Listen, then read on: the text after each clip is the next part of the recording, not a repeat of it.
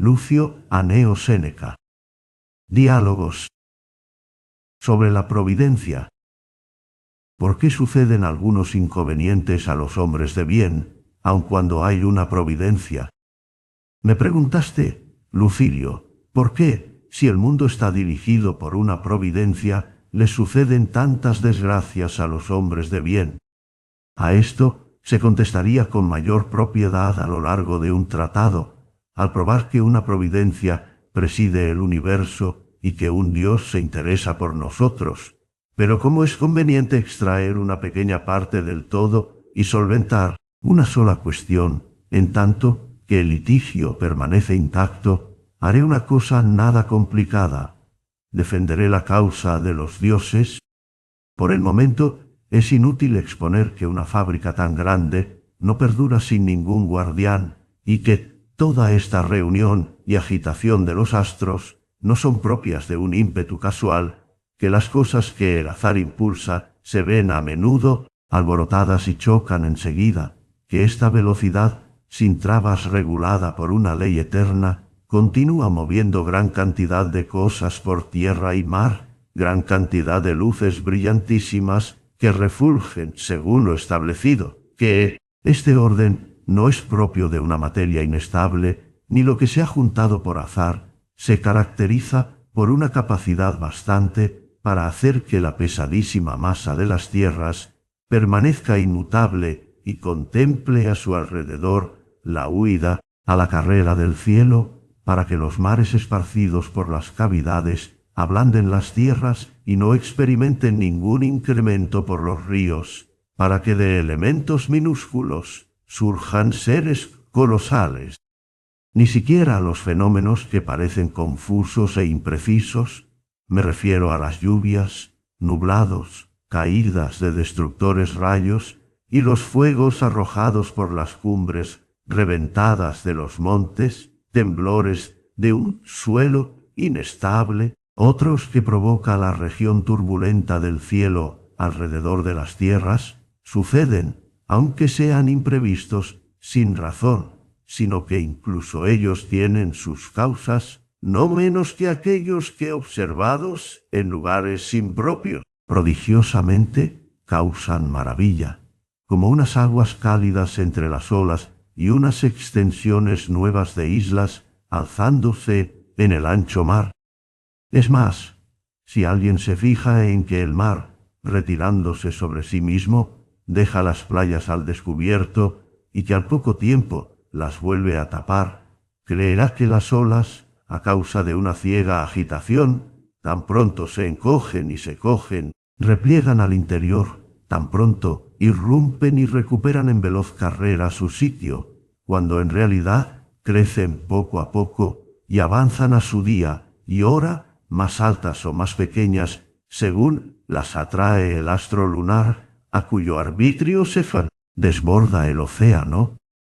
Reservemos estas cuestiones para el momento adecuado, sobre todo porque tú de la providencia no dudas sino que te quejas.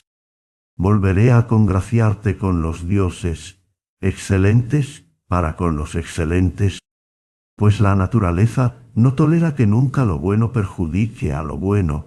Entre los hombres buenos y los dioses hay amistad, pues la virtud la facilita. Amistad digo, y más aún, confianza y semejanza, puesto que en realidad el hombre bueno, sólo por su duración, es distinto al Dios, discípulo, como es suyo, e imitador y legítima descendencia, a la que aquel progenitor espléndido, recaudador, nada, blando de virtudes, educa con gran rigor, tal como los padres severos. Así pues, cuando veas que los hombres buenos trabajan, sudan, suben por lugares escarpados, que, en cambio, los malvados se divierten y nadan en placeres, piensa que nosotros disfrutamos con la modestia de los hijos, con la insolencia de los esclavos, que aquellos se ven reprimidos por una disciplina más que severa, que se fomenta la osadía de estos. Que eso mismo te quede claro con respecto al Dios. No tiene al hombre bueno en la molicie, lo pone a prueba, lo endurece, lo prepara para sí. Porque a los hombres buenos les ocurren innumerables contrariedades. A un hombre bueno ningún mal puede sucederle. No se mezclan los contrarios. Del mismo modo que tantos ríos, tantas lluvias caídas del cielo, tanta abundancia de fuentes medicinales no cambian el sabor del mar, ni siquiera lo mitigan. Así el ataque de las contrariedades no trastorna el espíritu del hombre fuerte. Se mantiene en su posición y cuanto le sucede lo acomoda a su estilo de vida, pues es más poderoso que sus circunstancias. Y no digo, no las siente sino las vence e incluso se alza, por lo demás tranquilo y calmo, contra las que lo acometen. Todas las adversidades las toma como entrenamientos. De otro lado, ¿quién, con tal que sea un hombre dispuesto a la honradez, no está deseando un trabajo adecuado y preparado para tareas peligrosas? ¿Para qué persona industriosa no es el ocio un castigo? Vemos que los atletas, a quienes toca ocuparse de su fuerza, luchan con los más vigorosos y exigen a los que los entrenan para la competición que empleen contra ellos todas sus fuerzas, toleran que los golpeen y maltraten, y si no encuentran contrincante de su categoría, se arrojan contra varios a la vez. Se marchita sin oponente la virtud, se ve cuánta es su grandeza y cuánto su poder en el momento en que muestra de qué es capaz con su resistencia. Conviene que sepas que los hombres buenos deben hacer lo mismo, de modo que no se espanten ante circunstancias duras y difíciles y no se quejen del destino, sino que den por bueno cuanto les ocurra, lo vuelvan bueno. Lo importante no es qué soportas, sino de qué manera. ¿No ves hasta qué punto los padres son complacientes de una forma y las madres de otra? Ellos ordenan que sus hijos se despierten temprano para dedicarse a los estudios. Incluso en días festivos no toleran que estén ociosos y los hacen sudar y a las veces llorar. Las madres, en cambio, quieren estrecharlos en su regazo, conservarlos a su sombra, que nunca se vean afligidos, nunca lloren, nunca trabajen. El Dios tiene con los hombres una actitud de padre y los ama virilmente, y dice que se vean acosados por quehaceres, penalidades y perjuicios, para que adquieran la auténtica fortaleza. Los que engordan debido a su indolencia languidecen y desfallecen no sólo con el esfuerzo, sino con el movimiento y con su propio peso. Una prosperidad incólume no soporta ningún golpe. En cambio, cuando ha mantenido un enfrentamiento continuo contra los inconvenientes, ha encallecido a fuerza de injusticias, y no cede ante desgracia alguna, sino que, si cae, pelea, incluso de rodillas. Tú te extrañas, si el Dios tan amante de los buenos, que quiere que sean los mejores y más excelentes, les asigna una suerte con que puedan ejercitarse. Yo por mi parte no me extraño si de vez en cuando los dioses conciben el deseo de contemplar a grandes hombres luchando contra algún desastre. A veces nos causa placer que un joven de espíritu firme afronte con la lanza a la fiera que lo acomete, que resista impasible la arremetida de un león, y este espectáculo es tanto más agradable cuanto más honorable es quien lo proporciona. Cosas así no son dignas de atraer sobre ellas la atención de los dioses, pasatiempos infantiles y de una ligereza típica del hombre. He aquí un espectáculo digno de que lo mire Dios. Atento a su obra, he aquí un duelo digno del Dios. Un hombre esforzado que afronta su mala suerte, sobre todo si también la provocó. No veo, digo, que puede tener Júpiter en la tierra más bello, si es que quiere poner su atención en ella, que contemplar a Catón, con su partido ya destrozado, no una sola vez, manteniéndose no obstante erguido entre las ruinas del Estado. Y dice, aunque todo caiga en manos de uno solo, las legiones vigilen las tierras, las escuadras, los mares, y los soldados de César asedien las puertas. Catón tiene por dónde escapar. Con una mano abrirá a la libertad un ancho camino. Este hierro, limpio e inocente, incluso en una guerra civil, por fin producirá obras buenas y nobles. Dará a Catón la libertad que no pudo dar a la patria. Emprende, espíritu, esta acción tanto tiempo meditada, líbrate de las cuestiones de los hombres. Petrello y Juba ya se han trabado en combate y hacen muertos el uno a manos del otro. Un pacto del destino valiente e insigne, pero que no conviene a nuestra grandeza. Para Catón tan vergonzoso es suplicar a alguien la muerte como la vida.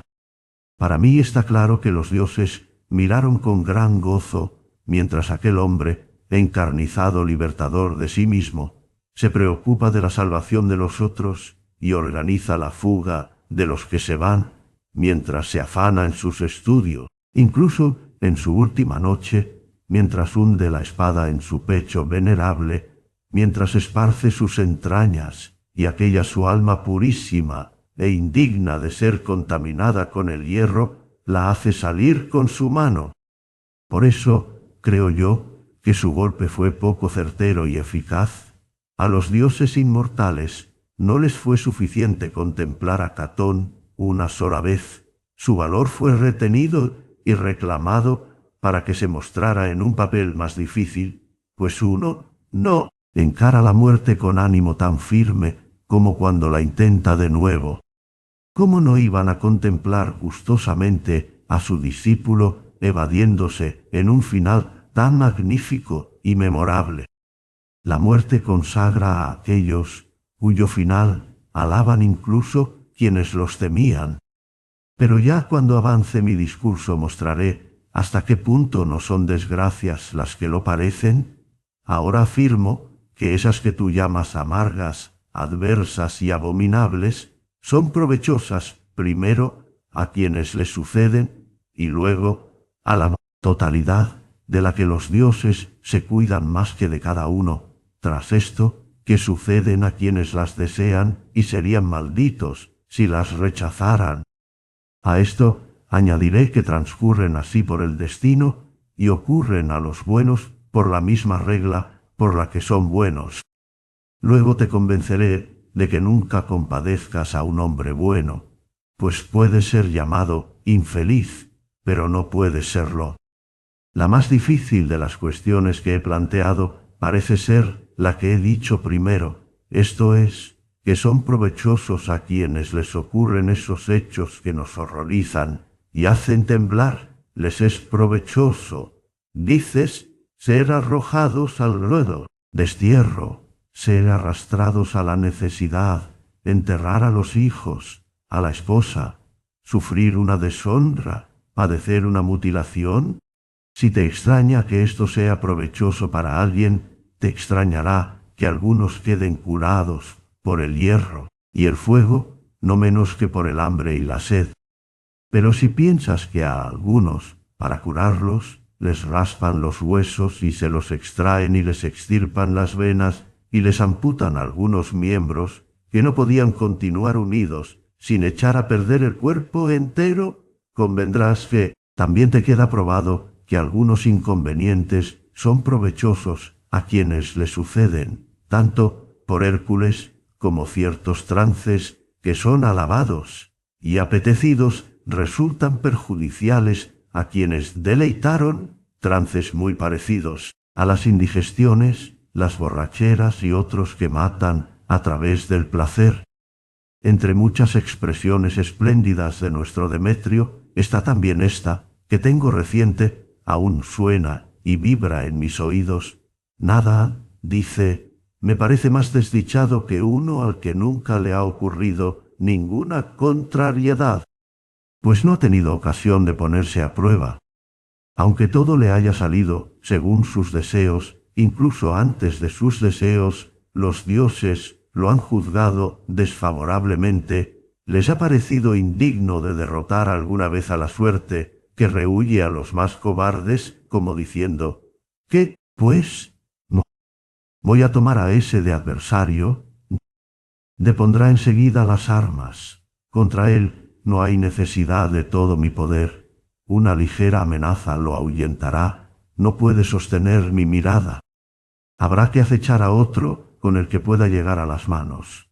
Da vergüenza enzarzarse con un hombre dispuesto a ser vencido. El gladiador considera una deshonra verse enfrentado a un inferior, y sabe que es vencido sin gloria aquel que es vencido sin peligro. Igual suele la suerte. Se busca a los más esforzados como oponentes, a otros los da de lado con aversión.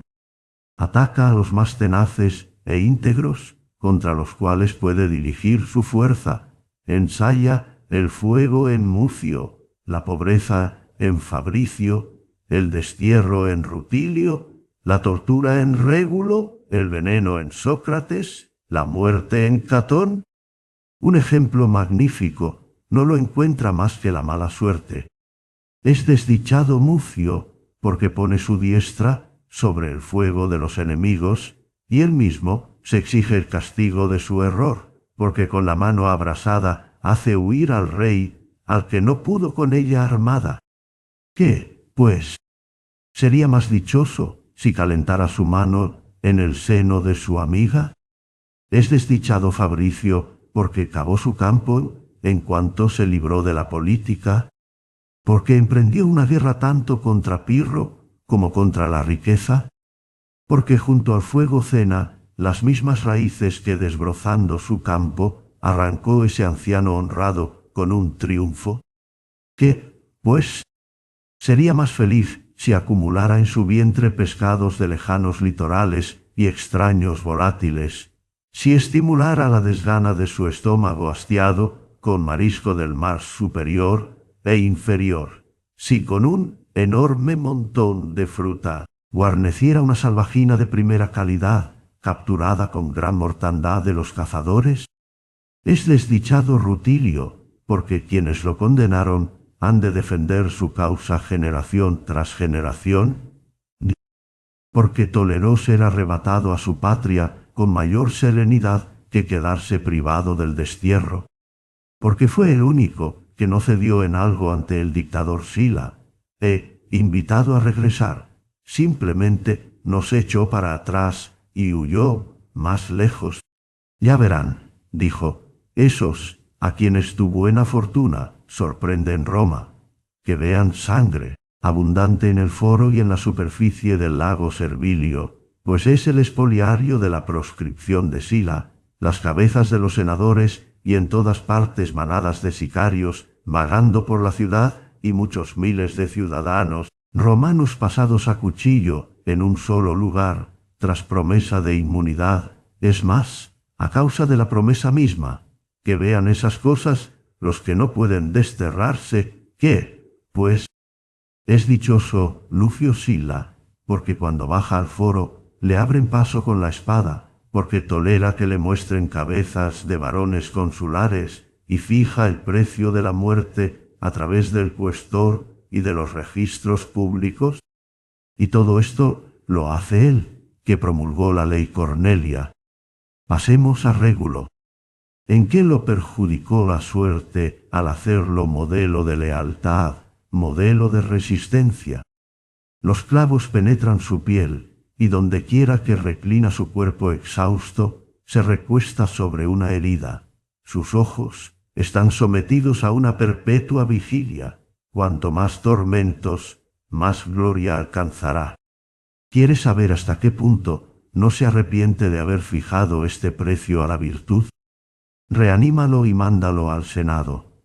Expresará la misma opinión. ¿Consideras tú, por tanto, más dichoso a Mecenas, a quien, apurado de amores y deplorando los desplantes cotidianos de su displicente esposa, le procuran el sueño mediante la melodía de orquestinas que resuenan levemente a lo lejos?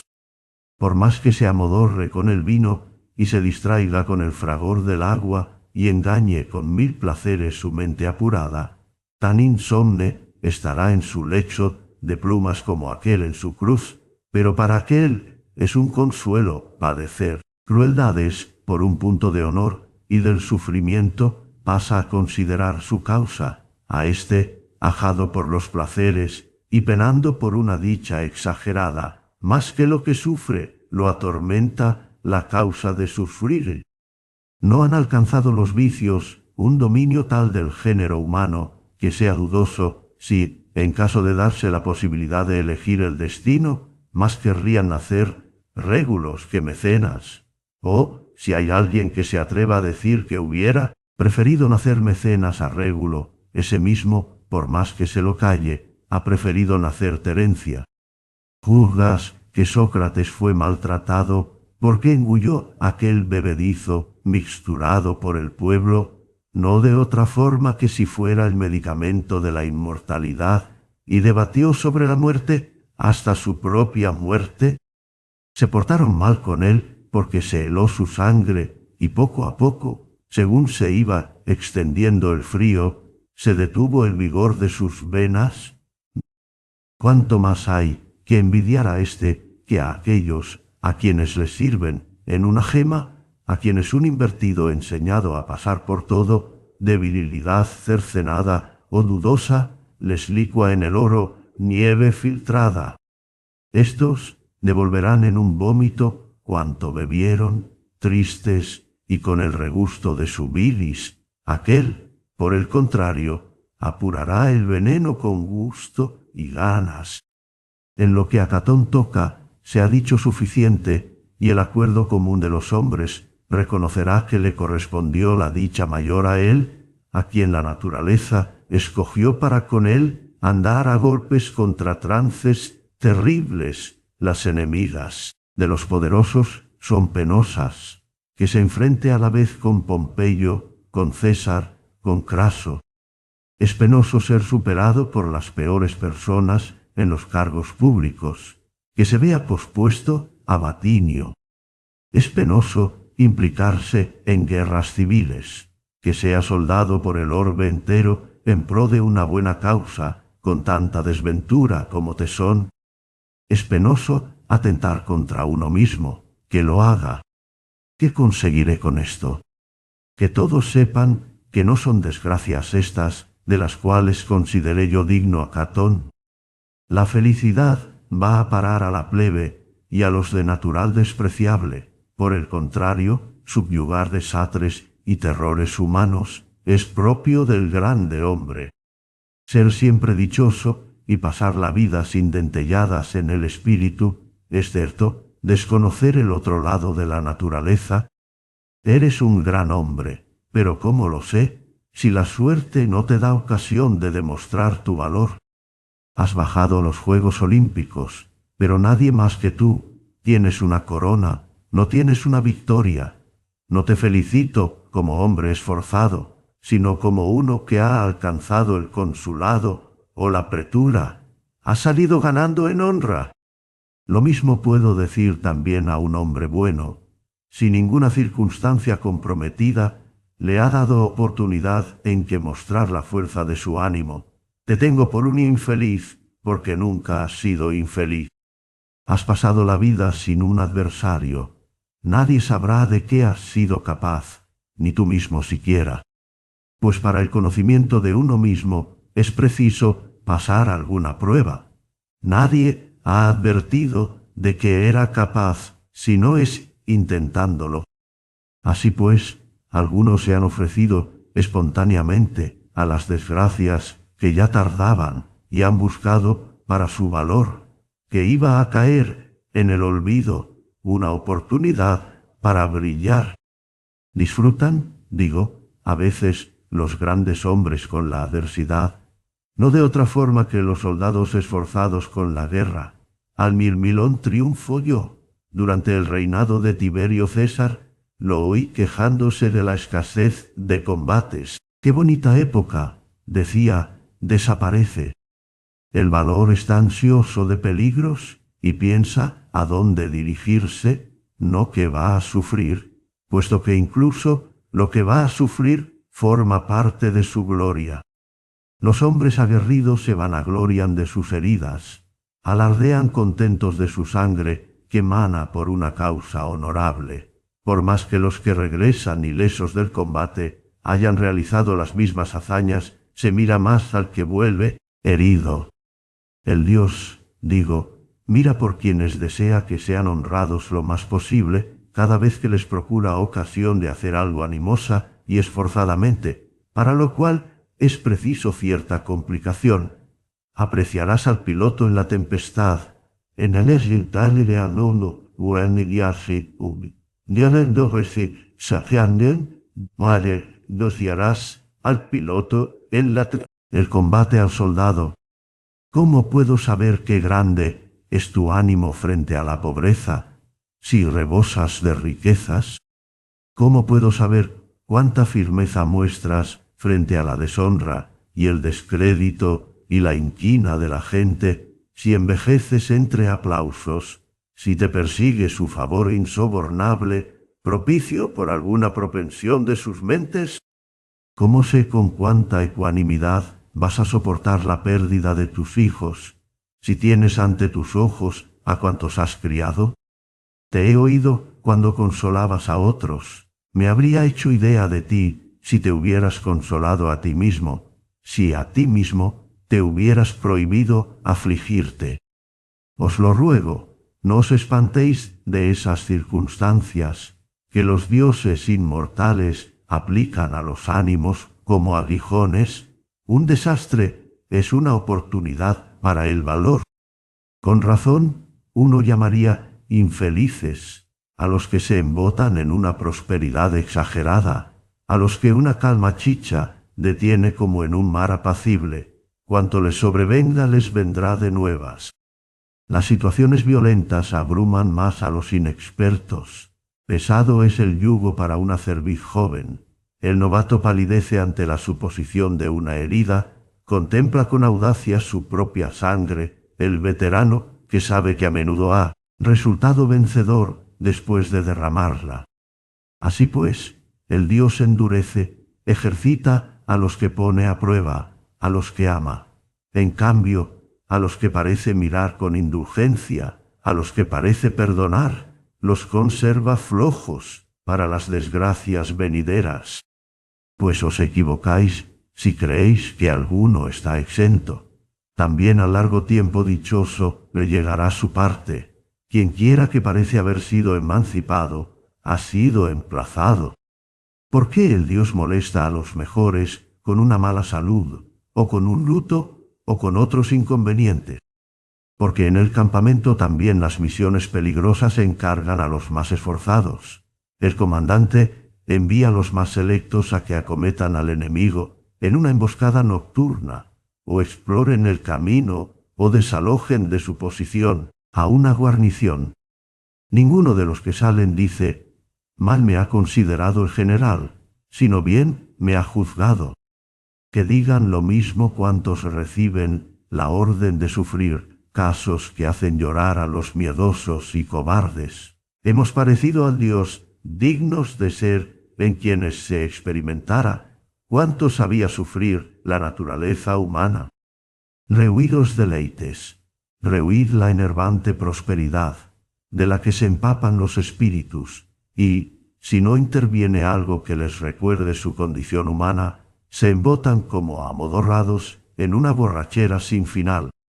A quien han defendido siempre del viento las vidrieras, cuyos pies se han calentado entre fomentos renovados de continuo, cuyos comedores ha templado un calor subterráneo y repartido por las paredes, a éste una ligera brisa no lo acariciará sin peligro, aun cuando todo lo que ha sobrepasado su medida es perjudicial. La desmesura más peligrosa es la de la prosperidad.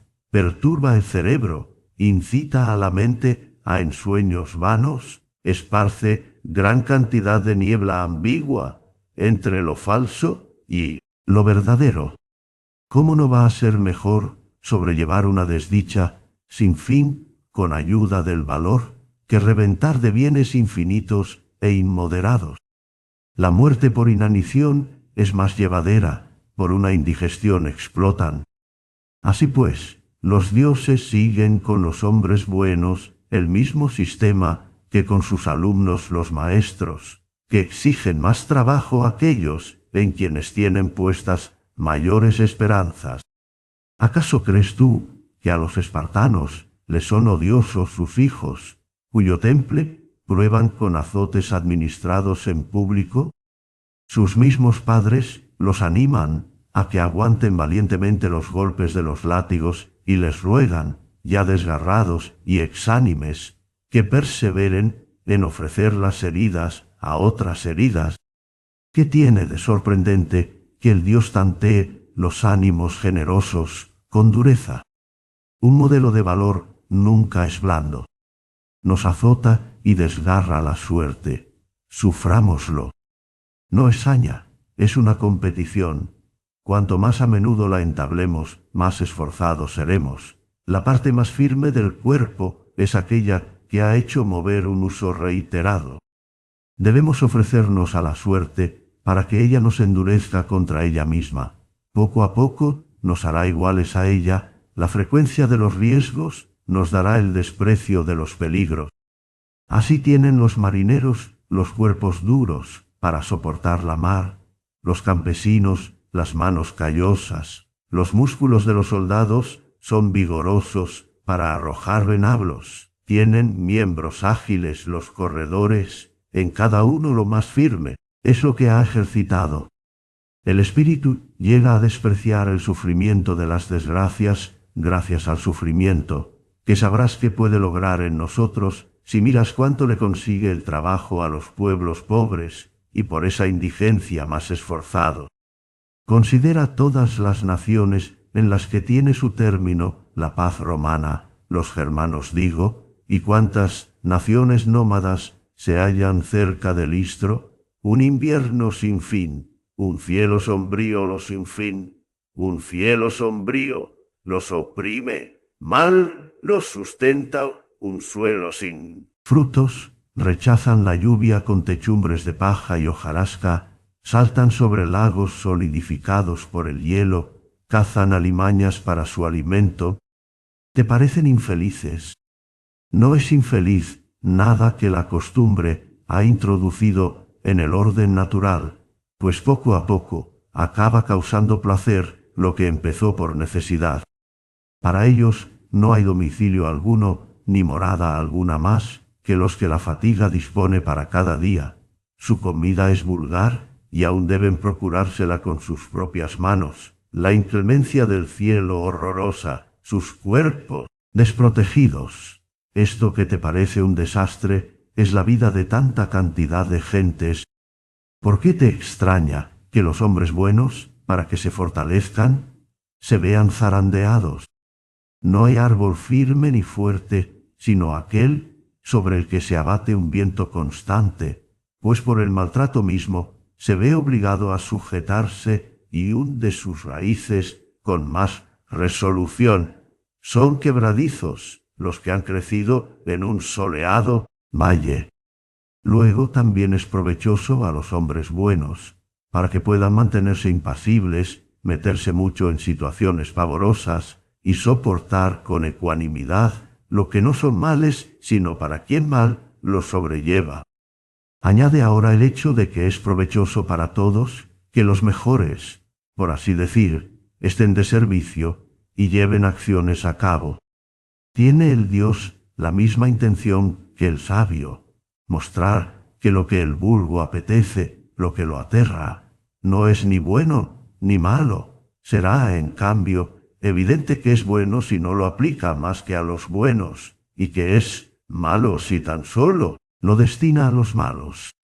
La ceguera será detestable si no pierde los ojos nadie más que aquel a quien deben arrancárselos. Así pues, que queden privados de la luz Apio y Metelo.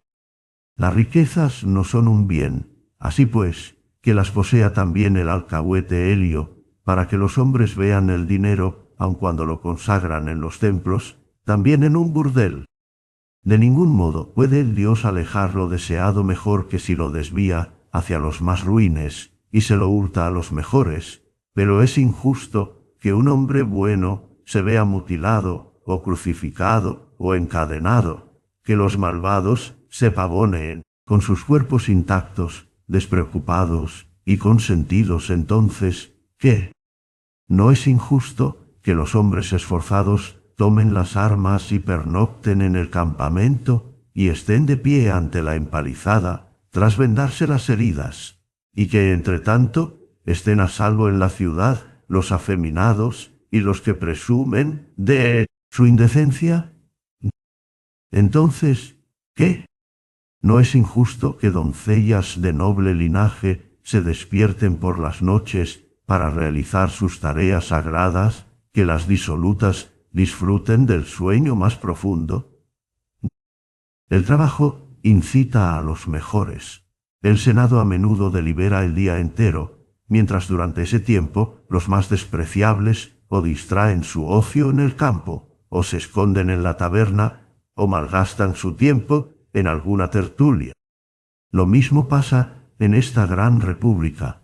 Los hombres buenos trabajan, gastan, se gastan, y de buena gana, por cierto, no se ven arrastrados por la suerte, le van detrás e igualan sus pasos. Si hubieran podido, la hubieran adelantado. Recuerdo haber oído esta expresión, también animosa, de Demetrio, hombre el más esforzado. Solo de esto, dijo, puedo quejarme de vosotros, dioses inmortales, de que habéis hecho vuestra voluntad sin que me fuera conocida de antemano, pues hubiera llegado primero a estas situaciones en las que me hallo ahora requerido. ¿Queréis tomar mis hijos? Para vosotros los crié. ¿Queréis alguna parte de mi cuerpo? No. Tomadla. No os prometo gran cosa, enseguida lo abandonaré por entero. ¿Queréis mi vida? ¿Cómo voy a pretender aplazar que recuperéis lo que me disteis? De buena gana os llevaréis de mí cuanto pidáis. ¿Qué hay entonces?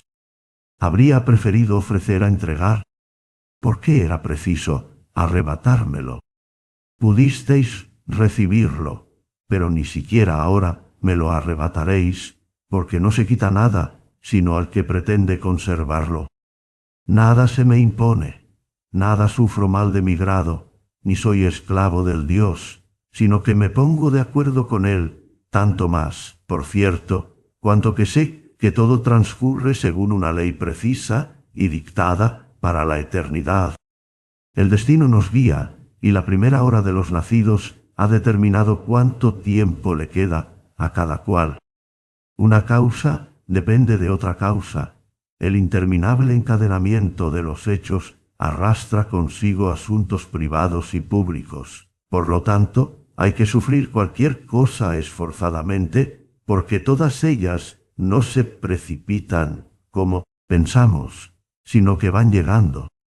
Hace tiempo quedó establecido de qué disfrutas, de qué te lamentas, y a pesar de que las vidas de los individuos parezcan ser variadas con grandes diferencias, el total viene a ser solo esto: perecederos nosotros recibimos bienes perecederos. Así pues, ¿por qué nos irritamos? ¿Por qué nos quejamos? Para esto hemos sido preparados. Que la naturaleza se sirva a su gusto de los cuerpos, que son suyos. Nosotros, contentos con todo, esforzados, pensemos que nada perece de lo nuestro. ¿Qué es propio de un hombre bueno? Ofrecerse al destino. Es un profundo alivio ser arrebatado junto con el universo, sea lo que ha decretado, que vivamos así, que muramos así, obliga también a los dioses en la misma necesidad. Una carrera irrevocable transporta lo humano igual que lo divino. El mismo fundador y conductor de todo escribió de cierto el destino, pero se ciñe a él, siempre obedece, solo una vez ordenó por qué. Sin embargo, el Dios en la adjudicación del destino fue tan injusto que a los hombres buenos les asignó la pobreza y los golpes y las muertes prematuras. El artesano no puede modificar la materia, no lo ha consentido ella nunca. Algunas cosas no se pueden separar de otras, forman un conjunto, son indivisibles. Los temperamentos lánguidos y proclives al sueño, o a un duermevela muy similar al sueño, están entramados con elementos inactivos. Para que se produzca un hombre del que se deba hablar con consideración, hace falta una índole más fuerte. No le será llano el camino, es preciso que vaya arriba y abajo, que quede a merced de las olas y guíe su navío entre remolinos. Contra su suerte debe él mantener el rumbo. Tendrá muchos tropiezos duros, amargos, pero que podrá ablandar y dulcificar él mismo. El fuego contrasta el oro, la desventura a los hombres esforzados. Mira qué alto ha de trepar la virtud. Sabrás que no ha de avanzar por lugares seguros. Es empinado primero el camino, el cual los caballos frescos al alba apenas ascienden. La parte más alta, en medio del cielo, de donde incluso a mí me da miedo mares y tierras mirar, y tiemblan mi pecho con grande pánico. Al fin el camino es pendiente y precisa de guía firme. Entonces también la que abajo me acoge en sus olas, Tetis, la honda, suele temer que me caiga al abismo. Al oír esto, el animoso joven dice: me gusta el camino, subo, vale la pena ir por él, aunque me pueda caer. No deja de amedrentar con temores su ánimo ardiente, y aunque mantengas el rumbo y ningún desvío te arrastre, has de marchar sin embargo a través de los cuernos del toro hostil, de los arcos de Emonia y la faz del león sanguinario. Tras esto dice: engancha el carro que me has prometido. Lo que piensas que me arredra me anima. Me agrada estar allí donde el sol mismo tiembla. Es propio del humilde y débil perseguir la seguridad.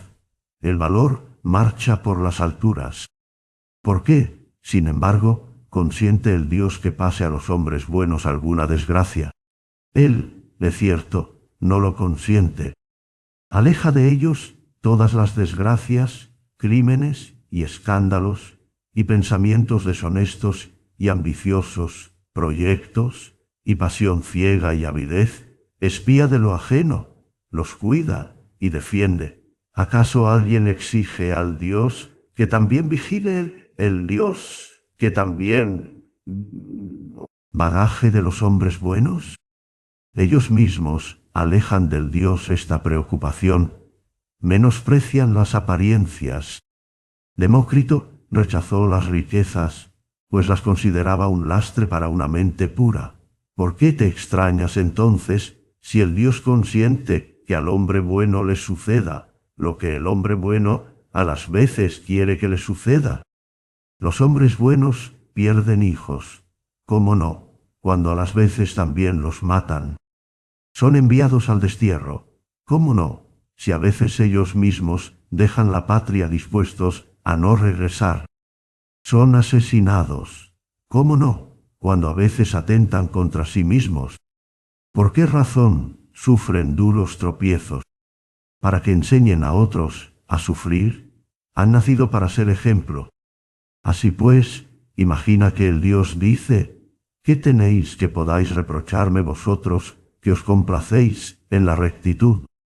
A los otros los he rodeado de bienes falsos, y he burlado sus espíritus frívolos con una suerte de sueño largo y engañoso. Los he decorado con oro, plata y marfil. Dentro no hay nada bueno.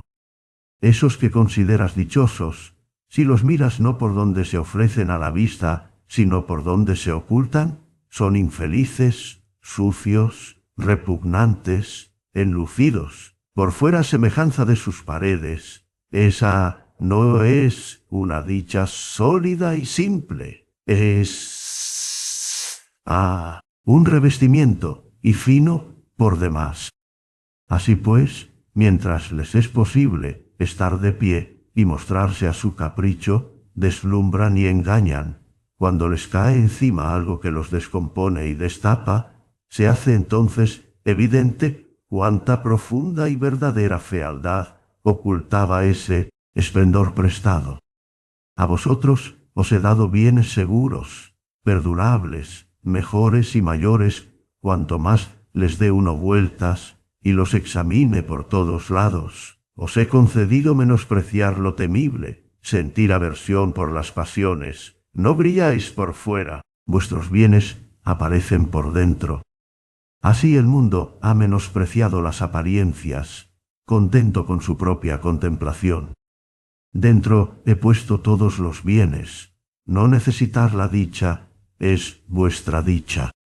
Pero nos caen encima muchas penalidades horrorosas, difíciles de tolerar, puesto que no podía yo sustraeros a ellas. Armé vuestros ánimos contra todas ellas. Soportadlas serenamente. Esto es en lo que aventajáis al Dios. Él está más allá del sufrimiento de las desgracias, vosotros por encima del sufrimiento. Menospreciad la pobreza. Nadie vive tan pobre como ha nacido. Menospreciad el dolor, o se destruye o destruye. Menospreciad la muerte, o bien os da fin, o bien os cambia de lugar. Menospreciad la suerte. No le he dado ningún venablo con el que pudiera malherir el espíritu. Ante todo he procurado que nadie os retuviera sin quererlo vosotros. La salida está expedita. Si no queréis pelear, os es posible huir. Por lo tanto, de todas las cosas que he querido que os fueran inevitables, nada he hecho más hacedero que el morir. He puesto la vida cuesta abajo, avanza por sí misma. Tan solo fijaos, y veréis qué corto y despejado camino lleva a la libertad. No os he impuesto a la salida unas dilaciones tan largas como a los que entran. De otro modo, la suerte habría detentado un gran poder sobre vosotros, si el hombre muriera tan despacio como nace. Cualquier momento, cualquier lugar os puede enseñar qué fácil es renunciar a la naturaleza y arrojarle a la cara su regalo. Entre los altares mismos y los ritos solemnes de los sacrificantes, mientras se desea la vida, habituaos a la muerte. Los robustos cuerpos de los toros se derrumban por una pequeña herida, y el puñetazo de una persona hace tambalear animales de enorme fuerza. Un delgado hierro desgarra la coyuntura de la testuz, y cuando la articulación que une la cabeza y el cuello se corta, aquella mole inmensa se desploma. No se esconde el espíritu en lo hondo, ni ciertamente hay que extraerlo con el hierro. No hay que registrar las entrañas con una herida profundamente infligida. La muerte está ahí cerca. No he destinado un lugar concreto para estos golpes. Por donde quieras es accesible. Eso mismo que se llama morir, con lo que el alma se separa del cuerpo, es tan breve que no se puede percibir tamaña velocidad, bien sea que un lazo estrangule la garganta, bien sea que el agua impida la respiración, la dureza del suelo que está debajo despedace a los que se arrojan de cabeza, bien sea que la absorción del fuego corte la entrada al aire, al regresar, sea lo que sea, va rápido. Es que te ruborizas. Teméis tanto tiempo algo que pasa tan pronto.